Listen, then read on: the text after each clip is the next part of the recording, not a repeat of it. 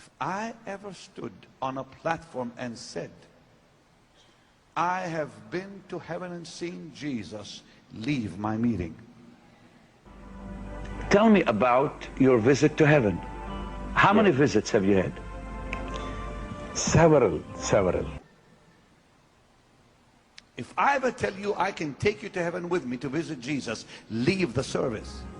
Suddenly, what appeared to be the bosom of that person appeared the face of Jesus.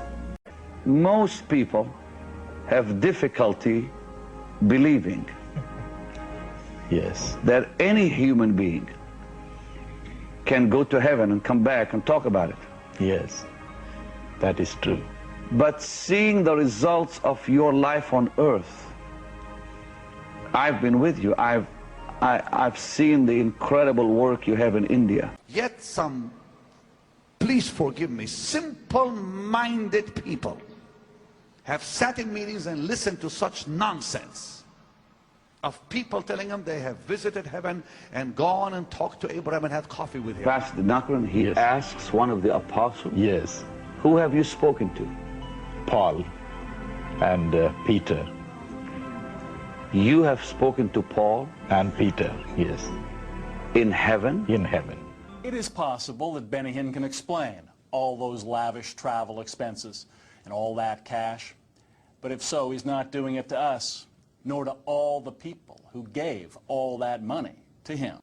Now, obviously, those records only show a slice of financial life inside the Hinn ministry, but they do raise disturbing questions for a man who claims to spend every penny he raises on God's work, because we could find no legitimate business purpose for all the money spent in Italy and London.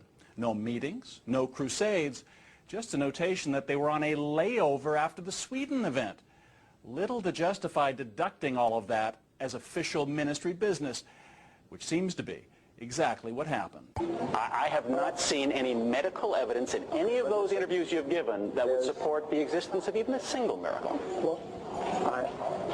That's one thing I believe and one thing you don't. Well, no, but I know you believe it. But you also say you only put on television miracles, miracle healings, which have been medically verified and proven. You know, So all we want to do is see the basis on which you say that. we have done all that we can do as a ministry to open a department, to have people check. You remember the little boy named William in Las Vegas a couple of years ago? You made him a star. You were going to set up a trust fund for him. You were going to put him through university. He was supposedly cured of blindness. He's not cured of blindness.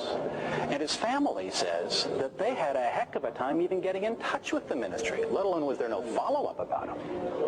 When he comes up on a platform, I'm only able to know what happens because they tell me so. But isn't that the point, that they don't know, and neither do you? If I may say so, sir, you make a great deal of money on the basis of what you say. Well, let's talk on camera. I'll answer your questions. There's no problem with that. Well, actually, we've been on camera.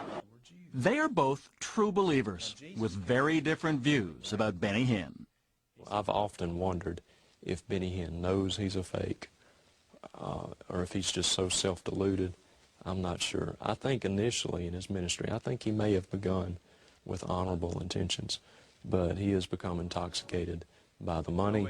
He's become intoxicated by the power.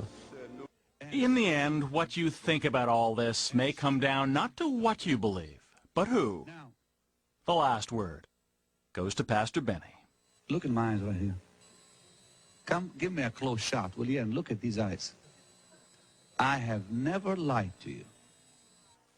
Never. I never will. I'd rather die than lie to God's people.